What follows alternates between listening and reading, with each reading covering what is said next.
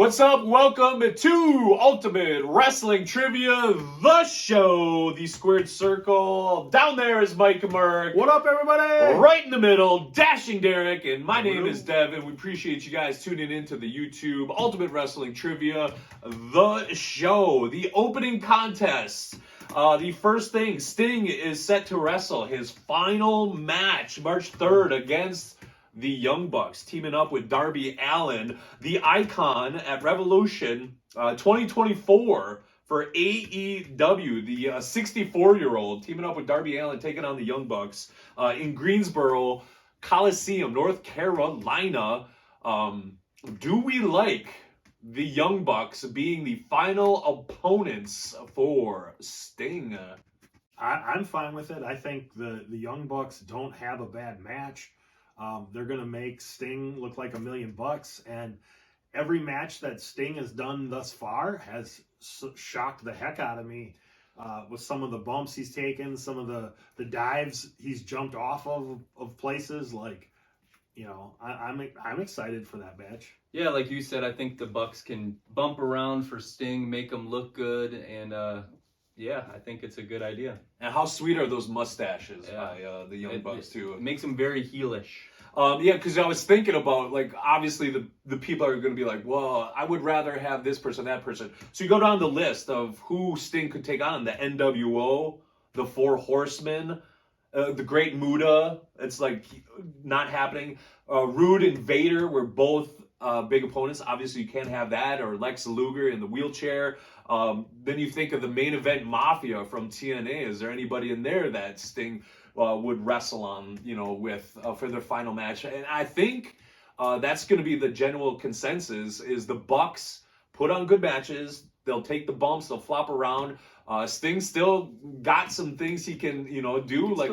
He can still go yet. Another reason why it's such a big deal to be in the Greensboro Coliseum is that's where Sting and Flair had their first NWA Clash of the Champions, 1988. It was a 45-minute draw, so it's comes full circle for Flair and Sting. So we're okay with it being a tag team match, or would you like to see it only be a singles match for Sting? No, I think tag match is better. I mean, you take a look at Ric Flair's final match, and of course, he couldn't really move around that well. So you had Jay Lethal in there, you had Andrade on his team helping him out, and then you had Jeff Jarrett, who was the ultimate worker that could really get the crowd involved. So I think being in a tag match, I think, has been able to hide some of Sting's weaknesses, where he could do a big bump and then kind of recover and then let Darby do a little bit more of the work. So I think it's a better idea to have a tag match. Tony Schiavone and JR will probably be on the call for that. They should. So the next segment, Fast Count. Quickly, greatest wrestling announcer. Who would you want to announce your last match if you were in a promotion or a federation? You had one guy on the stick calling it. Gordon Soley. Who are we talking about? If I got one guy, I'm going for mid-90s ECW Joey Styles. Oh my God! You know, I enjoyed the heck out of Joey Styles. I think he carried the broadcast pay-per-views by himself. Yeah, very impressive. You know, and he was good later on. When, you know, he did the SmackDown, Raw. You know, even on ECW they had Cyrus at the end. But Joey Styles, that would be my personal pick. But any of those guys, you know, we've talked about before, Jim Ross being the legend that he is. You couldn't go wrong either way. I'm a fan of Kevin Kelly on Collision. I became a fan of his in New Japan, and then he did the ROH shows also. I think he's another guy that could really carry a show by himself. Super underrated. Yeah, very good. Or with a partner. And shout out to our boy, Kevin Kelly. Appreciate you. Best 2 out of 3 falls. Trivia time. Merc and Derek, just say your name. Since we are talking about Sting in his last match in early 2024 here, best 2 out of 3. Let's go. Which movie character rescued Sting at Capital Combat pay-per-view in 1990? Merc. It would be RoboCop. RoboCop is correct. Which year did Sting transition from Surfer Sting to Crow Sting? Which year was that? Derek. 97. 97 is incorrect. Merc. 1996. 96 is correct. Oh, man.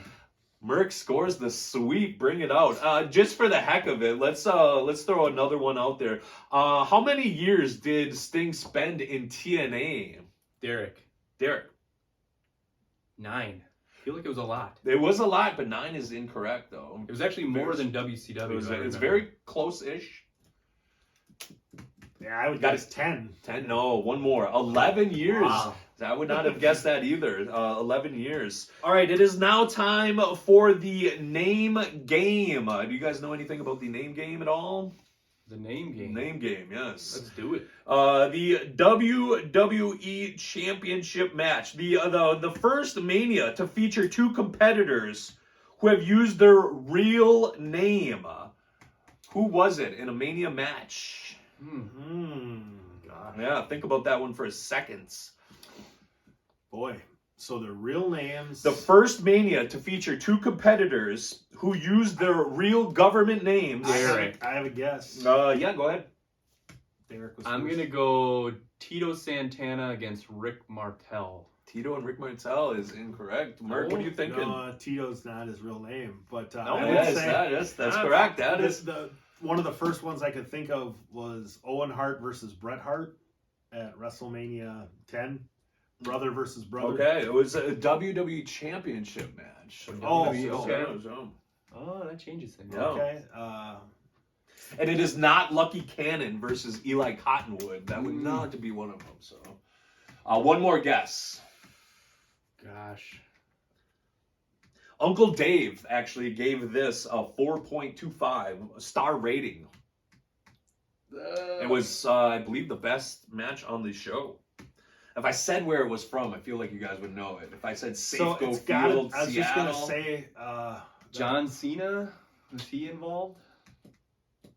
There's somebody out there right now just screaming their head off like, you know what it is. I was gonna guess Randy Orton? Kurt Angle versus Brock Lesnar. There you go, the first one. Wow. So yeah, there you go, a little fun fact. Is that really his real name? Well, you have to toss it in the Google machine and see if that works. Speaking of Tito, we'll get into some Tito Santana here in just a little bit. Word on the street, Netflix is starting a series about Vince McMahon's life. It's going to cover the whole spiel of it. Speaking of Uncle Dave, which we just said a little while ago, he was recently interviewed for a little bit of this. Right. I mean, we are interested in the... Can't wait. Yeah, the Vince McMahon Netflix series. Can you imagine? This is going to be like 30-part series probably. This will be must-see TV. Dark Side of the Ring is great. And, some of those, the Chris Benoit 2-parter. But Vince definitely deserves a whole series. You just looking at decades, right? Like he was working with his dad, taking over WrestleMania 1 in the 80s. Then you've got the 90s with the Attitude Era going head-to-head, Monday Night Wars. You've got the early 2000s where, all right, you're now switching over the talent. The Attitude Era is gone. You're moving into that Ruthless Aggression era. And then you've got the modern era into the sale, streaming, live It's just pay-per-views. absolutely insane. There's so much to cover. You've got, whether it's scandals in the personal life, the good, bad, and the ugly. XFL, the World Bodybuilding Federation. There's a lot to unpack. Have like 50 episodes that were a few hours long. We'd watch them all. Oh, gosh, yeah. Probably multiple times, too.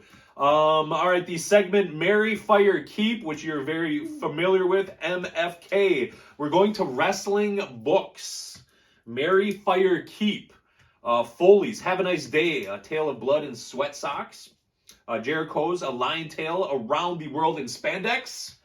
And Hitman, My Real Life in the Cartoon World of Wrestling. So Foley, Jericho, and Hitman, Marry, Fire, Keep. What are you doing with that? I'm going to marry the Mick Foley book. I think Foley, when it comes to pro wrestling authors, I think he's at the top of the game, I think. I'm going to keep the Jericho book.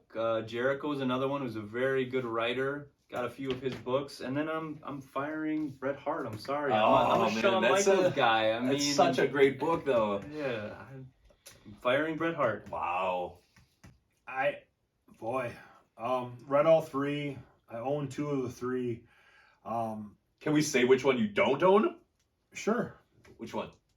Oh, I thought you were going to guess. No, I don't know. Jericho. Jericho. So, You want to yeah, say Jericho? You yeah, don't I you don't know Jericho. I Okay. borrowed Jericho's book from a friend. But I read that on like one vacation. I guess I would marry the Bret Hart book, keep the Mick Foley book, fire the Jericho book. Loved all three. What put Bret's book over the top was kind of some of the territorial stories, the early Canada Stampede stuff, Mm-hmm. the family dynamic of how he grew up. He did get bitter a little bit towards the end, but that was good. Mix was very positive, very funny, and being a former independent wrestler, you can definitely relate to sleeping in your car, how bad do you want it. Which Jericho had a lot of that as well. Jericho had a lot of good details that maybe you didn't expect or necessarily get out of the other two books. So this was not an easy call. Yeah, In my book. it was tough. I mean, ultimately, we're gonna read all of them. Hopefully, you read all three already because they're all great. They're all great. I mean, they set the bar super high for as far as wrestling books. I would even throw Gary Hart's in there. That's probably one of my all-time favorites as well. The Hart book, My Life in Wrestling. All right, we are going to WrestleMania season, the very first WrestleMania match. You guys know what that is? Tito Santana. Santana Tito. Brought him up, right? versus somebody. Yeah, Tito Santana versus the Executioner. We got a nice little watch along right now. So we are at the 4-minute and 28-minute mark of WrestleMania 1 here. Tito Santana is currently talking in the locker room with Mean Gene Okerlund. Hopefully you're watching us along with us. This is the opening match to the inaugural WrestleMania, the greatest wrestling event of all time, the very first WrestleMania match ever. Tito Santana versus the Executioner. Playboy Buddy Rose, if you guys did not know that, that's who's underneath it. He actually was trained by Vern Gagne and none other than Billy Robinson. Right now, Mean Gene is interviewing the Executioner in the locker room. He's got the red mask on right now. So Playboy Buddy Rose, the very first wrestling show I ever went to was the AWA event in the Green Bay area, Brown County Arena. The Midnight Rockers, Yes, Shawn yeah, Michaels, yeah. Marty Jannetty Yes, was on yes. Devon's shirt. They took on the AWA Tag Team Champions, Pretty Boy Doug Summers, Playboy Buddy Rose, managed by sensational Sherry Martel. They were great tag team. So the crazy thing about this too, even during this time, Playboy Buddy Rose is wrestling as Buddy Rose during this time. Nice. And he would leave a short, I think this is his last match before he leaves to the NWA, and where we know him from, AWA, he goes to that shortly right after WrestleMania right here. But so it's so bizarre that he's actually wrestling as Buddy Rose, but they're just like, throw a mask on He was a him. mainstay in the Pacific Northwest area. Right now they're introducing Tito. We have Howard Finkel on the mic. Monsoon and Jesse Ventura. Yeah, with on the call That's here. Classic. So it's so crazy. Let me tell you too. something, Gorilla Monsoon. Tito Santana. He's part of that famed West Texas A&M University. His quarterback in college. Do you know who it is at all? Tully Blanchard? It was Tully Blanchard. Yes, yeah. That was a guess, actually. Yeah. But Nice. So many wrestlers went to West Texas State too, like Dusty Dick Rhodes. Murdoch, Bruiser Brody. Stone Cold Steve I Austin. mean, it was West insane the Texas. amount. So right now they're running the the ropes. Yeah. Tito with the big backflip. First WrestleMania ever here. That's quite the mask on the Executioner there. Kind of looks like some leftover underwear or something. The black t-shirt, black pants. You didn't see a lot of wrestlers wrestling No. t-shirts. Yeah, that is true.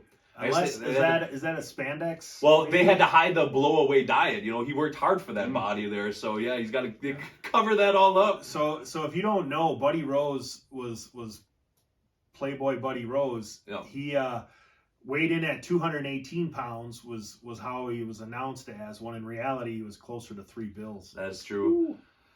Nice headlock here by Tito. Ref checking it out.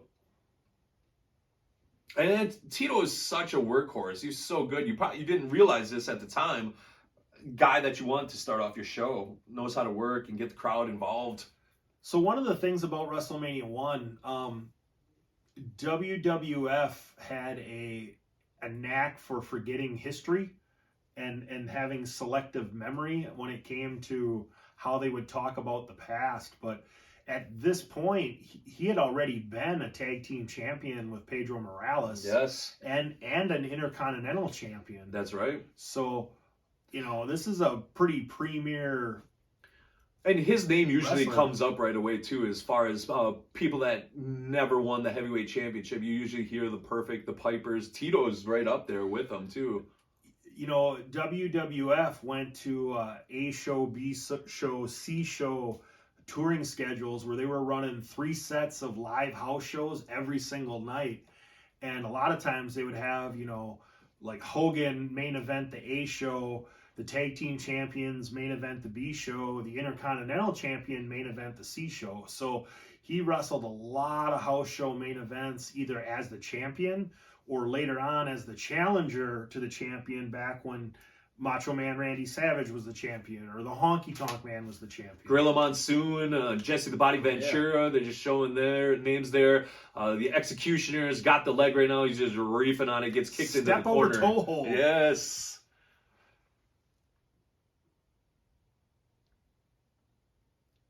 Some great mat work right there. A little fun fact with Playboy Buddy Rose, in the early 2000s, he opened up a wrestling school in Oregon with none other than Colonel De Beers. You remember Colonel De Beers with the stash, the mustache? Yeah. So he was giving back to the younger kids here. Tito's trying to pump himself up. Executioner's back in the corner saying, don't do it. But Tito says, no, I'm kicking you right in the midsection right now. Laying it in right now. And with Tito Santana, one of my favorite tag teams was Strikeforce back in the day. Rick Martel. I remember at WrestleMania 5, Rick Martel walked out on Tito Santana. I was so devastated. Speaking of WrestleManias, too, is another fun little nugget with Tito. He wrestled in the first 8 WrestleManias and actually wrestled in WrestleMania 9 in a dark match versus Papa Shango. So he was right there for the first handful of WrestleManias. So WrestleMania 1 taking place Madison Square Garden. The production work of this event's a little different than what we came more accustomed to. Yeah, 1985. So right, so this is the darkened out arena. So WWF would make a big deal about lighting up the crowd, and they were one of the first wrestling companies to do that. So this is more of a throwback to the smoky arena style that like a Stone Cold Steve Austin talks about on his podcast. Yeah. Very. Bruce Pritchard's done that as well. Sam Houston Coliseum. Over the top rope for the Executioner right there. So effortlessly, too. Yeah. He's light on his feet for a big guy. Yeah, he's smooth. He could move. He's smaller here than what he was in his... Oh, the flying forearm could finish it. Is he by the ropes? He's going to pull him away? Those ropes are super loose, too. Yeah, they are dangling. Going for the figure 4, the finisher for Tito. He's locking it in right now. My gosh. The ref is asking him, is he going to tap? Take it. Call for the bell. He calls for the bell. There it is. Tito Santana. What is the time of match, Mr. Scorekeeper? I mean, we got less than 5 minutes right here. This is the opening contest. So there is your very first WrestleMania match right there. Tito Santana versus the Executioner, a.k.a. Playboy Buddy Rose. Man, Tito held on to that figure 4 for a long time. You start the show off with the babyface win. You make people feel happy at the beginning of the show. Howard Finkel's, look at that microphone too. My goodness, that was just iconic. This is so good. Yeah, hopefully you enjoyed the watch along of this match. Let us know what your thoughts were. Drop those in the comments. And feel free to chime in on some other matches that we should do some watch-alongs on. We'd be happy to incorporate that for you guys. All right, switching gears a little bit onto the fan mail question from Carlos. He's checking in from Detroit. He says, wrestling is Shakespeare with steel chairs and suplexes. Do you think WWE and AEW will ever have a Broadway musical like Hamilton, Cats, Les Mis, Wicked. Do you think there will be anything like that? And like as I was looking for this, there was something like the last match, a pro wrestling rock musical, but I don't know if anything ever came from that. But would they ever have a Broadway musical of wrestling anything, and would you go see it? I think Would it be so. successful? Didn't South Park have an episode where they basically had a Broadway musical for professional wrestling, and that's kind of what it is. It's theater. So Right, like here comes the body slam. I'm gonna say yes. Body slam, like oh my gosh. I would check out almost anything pro wrestling. All right, so we got to say not us three like crazy Would the obsessed. masses- Would the would it make masses money? go? the besides- unwashed masses. I don't know. Like, could it? I think what you're more likely to see is not necessarily one of the big companies doing it, but somebody, Like a fringe group, well, like a game changer. I would say more like the history of one particular wrestler, Sure. right? So maybe somebody's gonna make a Dwayne Johnson the musical, and Okay. there'll be wrestling aspects to it.